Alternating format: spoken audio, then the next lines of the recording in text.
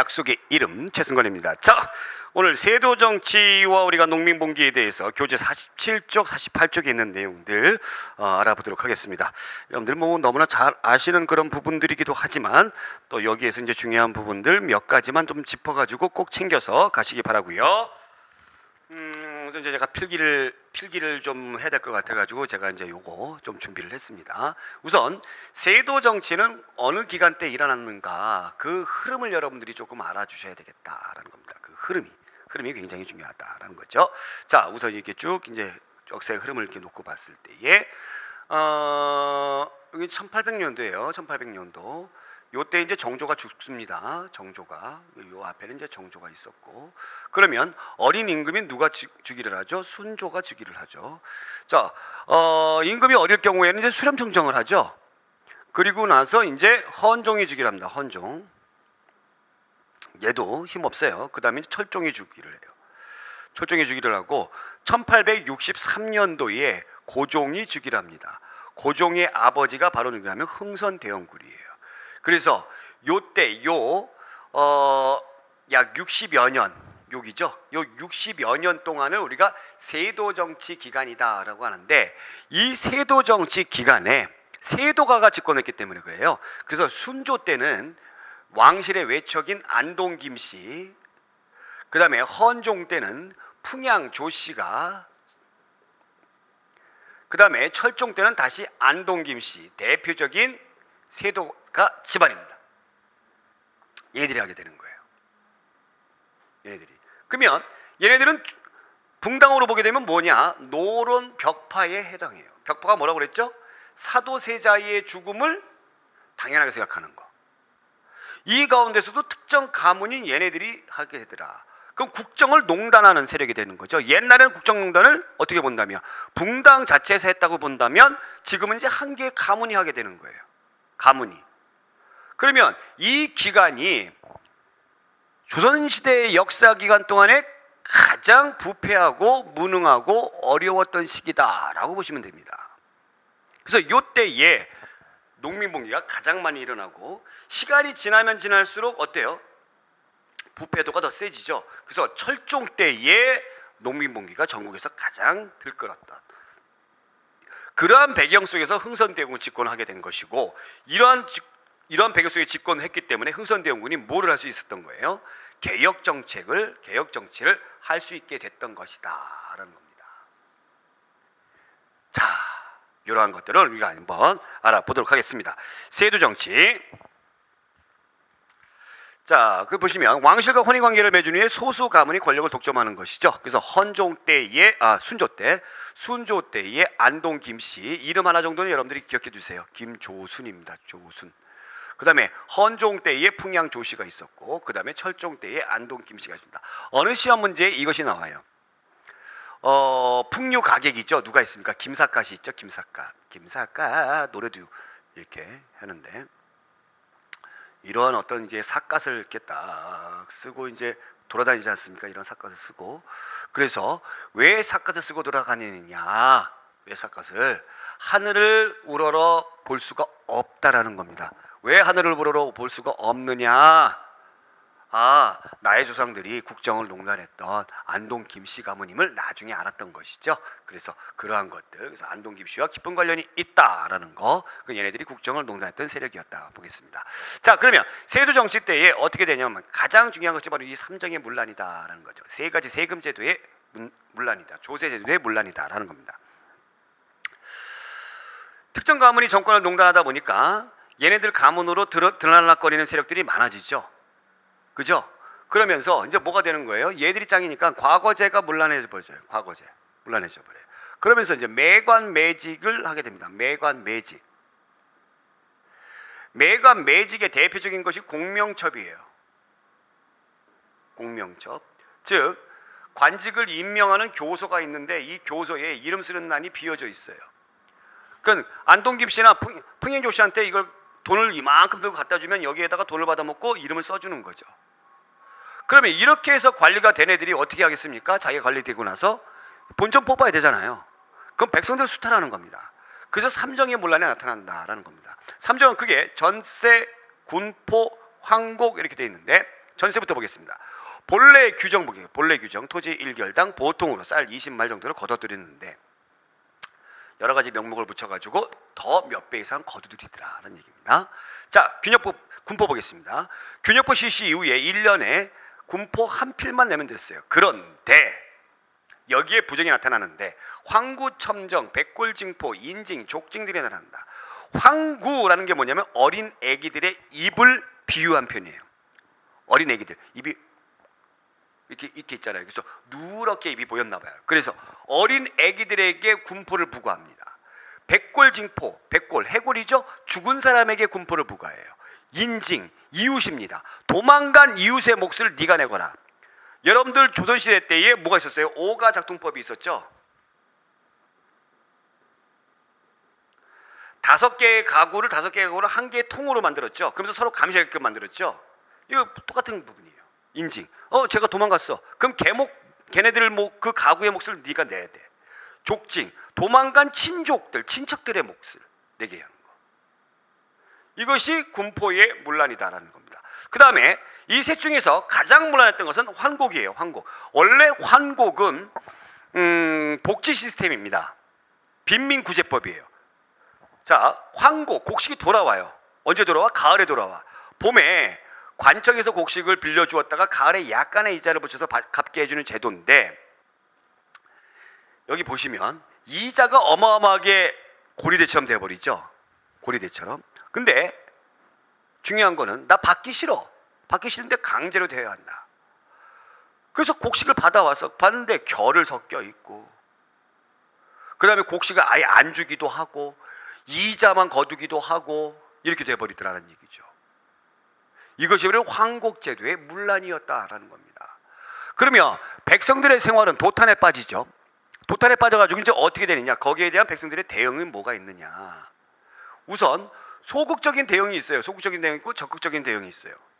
소극적인 대응은 어떤 것이냐면 관청에 가서 사또 너무너무 힘들어요. 제발 좀 이러지 말아주세요. 이렇게 좀 부드럽게 얘기하거나 아니면 밤중에 이렇게 뭐 하는 겁니까? 벽에다가 이제 자기네 고을 수령을 비판하는 글이라든가 괴서 이상한 말을 이렇게 퍼뜨린다든가 이런 것들이 소극적인 저항이고요. 적극적인 저항은 직접적으로 가는 거예요. 관청을 습격하거나 관리들을 때리거나 그 다음에 농민봉기로 이어지거나 이렇게 됩니다. 그럼에도 불구하고 전혀 나아지지가 않죠. 그래서 거의 농민들이 유랑자로 많이 가더라라는 얘기죠. 유랑자라든가 좀 힘이 있으면 도적대라든가 이렇게 돼버리더라라는 거죠. 자, 그러면 국가 재정은 어떻게 될까요? 국가 재정은 좋아져요? 좋아지지 않죠. 국가 재정은 안 좋아지죠. 예, 특히 이 국가에서 뭐를 했냐면은 이러한 제도들과 더불어서 나중에 이제 제가 좀 자세하게 다루겠습니다만 상랑미하고 유치미가 있어요. 상랑미하고 유치미가 있어요. 이제 곡식을 걷어들이는데 비상시를 이용해 가지고 이제 그 각 지역에서는 유치미를 이렇게 모아둡니다. 비상시로 관청에서. 근데 중앙에서 너 가지고 와, 쌀 더 가지고 와. 그래서 상남미가 있어요. 이 상남미가 나중에는 더 많아져요. 그러니까 유치미가 없어지는 거죠. 그럼 이것을 또 메꾸기 위해서 더 걷어들이더라라는 거죠. 그러니까 중앙과 지방이 똑같이 썩어버리는 그런 결과가 나타나는 겁니다. 그래서 정부에서는 어떠한 정책을 폈냐면 암행어사를 파견하기도 하고 그 다음에 삼정이정청이라는 그런 기관도 만들어서 이것을 고쳐버리기 위해서 무지하게 노력을 하는데 암행어사를 가는 놈들이나 삼정이정청에 소속된 관리들이나 다 똑같이 썩은 놈들이죠. 절대 개선되지 않더라라는 의미죠. 절대로 개선되지 않더라. 그런 내용을 우리가 알 수가 있어요.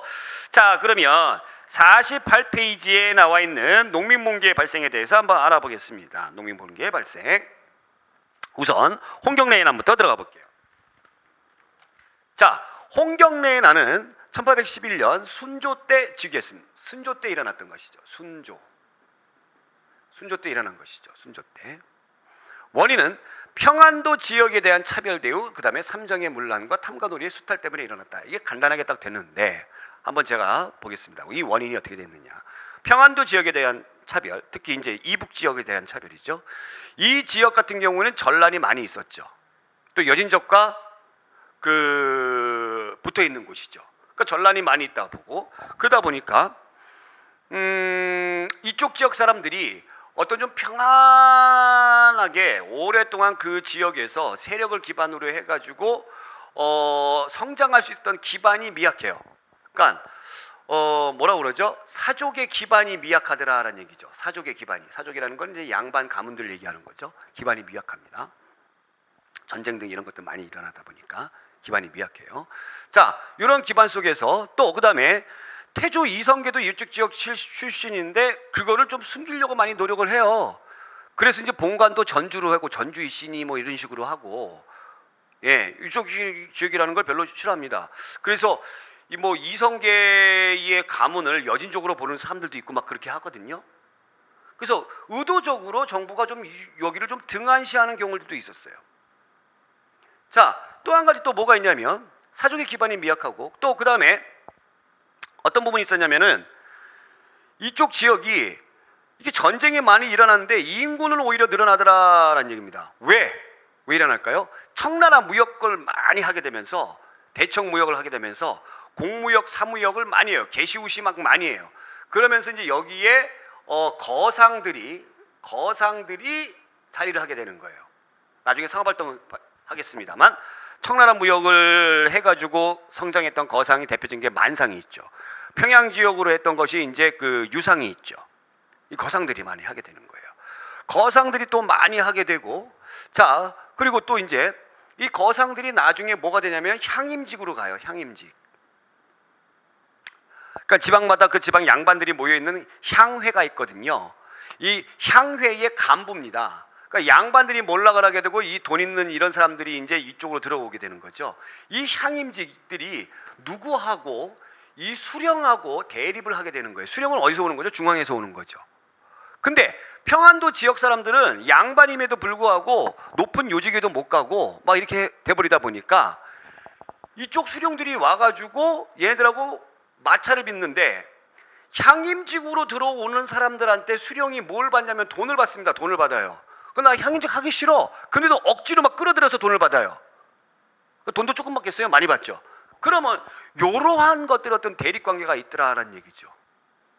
예, 이 여러 가지 원인들이 복합적으로 일어난다는 얘기입니다. 또 이 지역은 인류 지역이에요. 인류 지역인데, 인류 지역이라는 거는 조세를 걷어들이지 않습니다.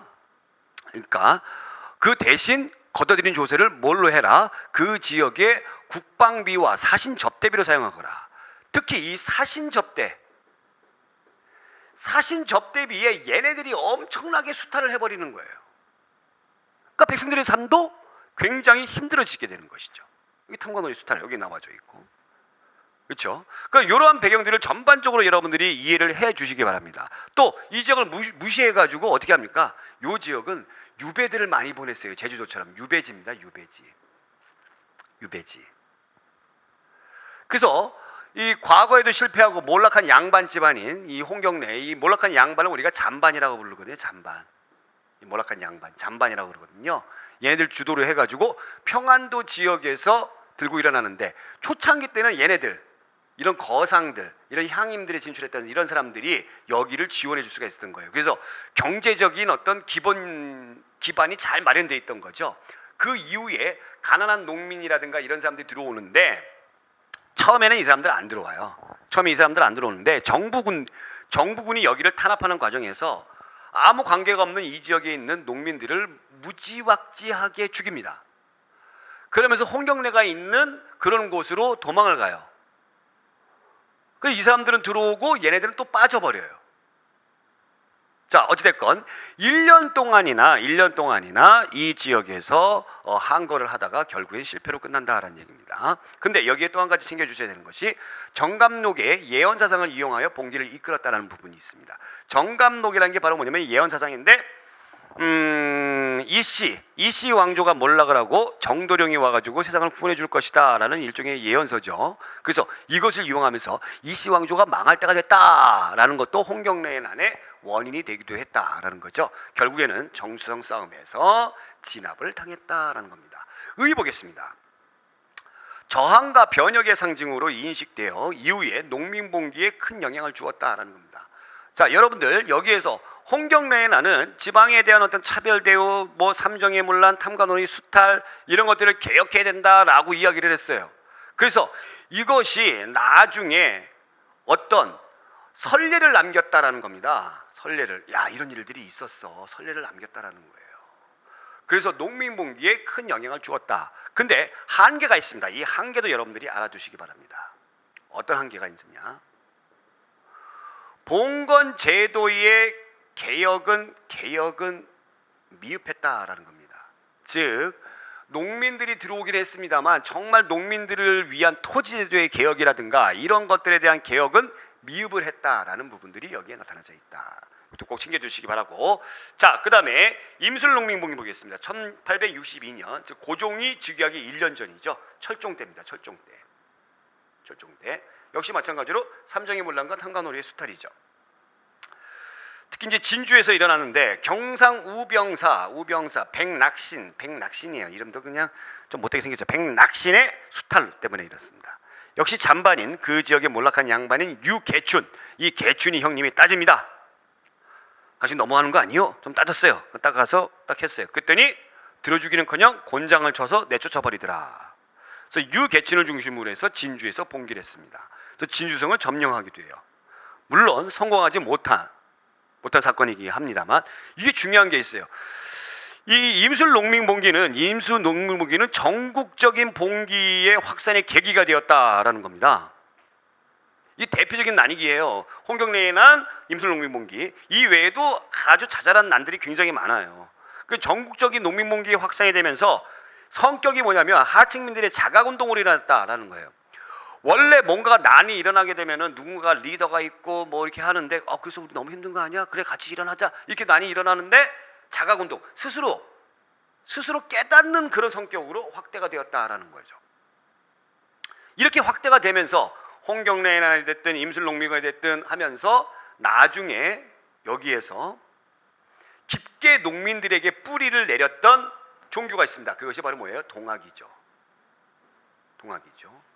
이 동학 교주가 이 당시 세조정치 당시에 처벌을 받고 죽습니다만, 최조가 죽습니다만, 이 동학이 농민들에게 깊은 영향을 주게 되면서 이 동학이 개혁을 울부짖게 되는 것이고, 나중에 가서는 이 동학 농민군들이 봉기를 하게 되는 그런 사회적인 어떤 배경을 이 세도정치 내에서 우리가 엿볼 수가 있다라는 거예요.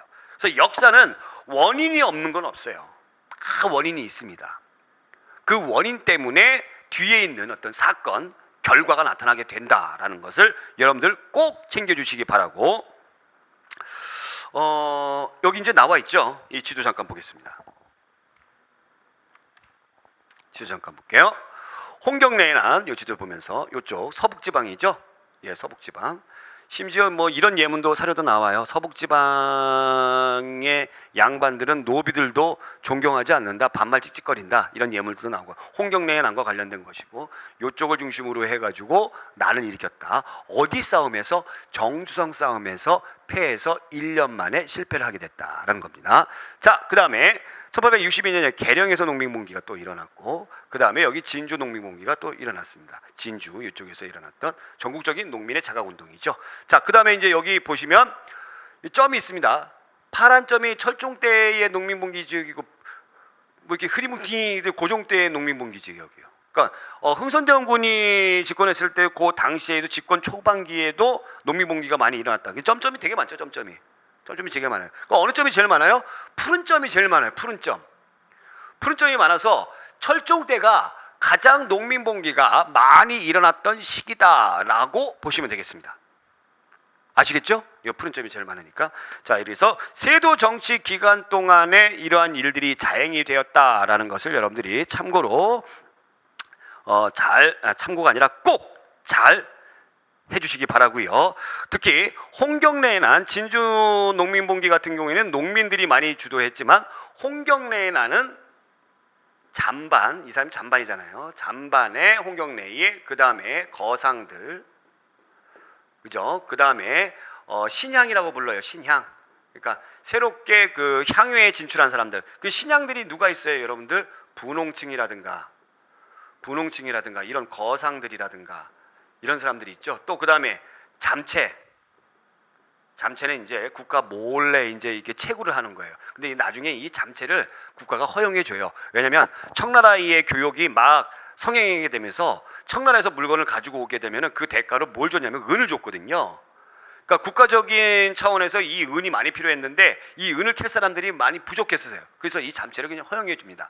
이런 사람들이 주도를 해서 가입을 했었고, 그 다음에 플러스 뭐가 있었다? 농민들이 가입을 했다라는 거죠. 그러니까 농민들이 주도를 했던 건 아니에요. 홍경래의 나는 가입을 했다라는 것, 그 정도만 여러분들이 생각해 주시면 되겠습니다. 자, 이렇게 해서 우리가 세조 정치와 그 다음에 농민봉기의 발생에 대해서 알아봤고요. 자, 다음 시간에는 새로운 종교의 유행, 천주교, 그 다음에 동학에 대해서 우리가 또 열정을 가지고 한번 알아보는 시간 되도록 하겠습니다. 오늘 여기까지. 고맙습니다.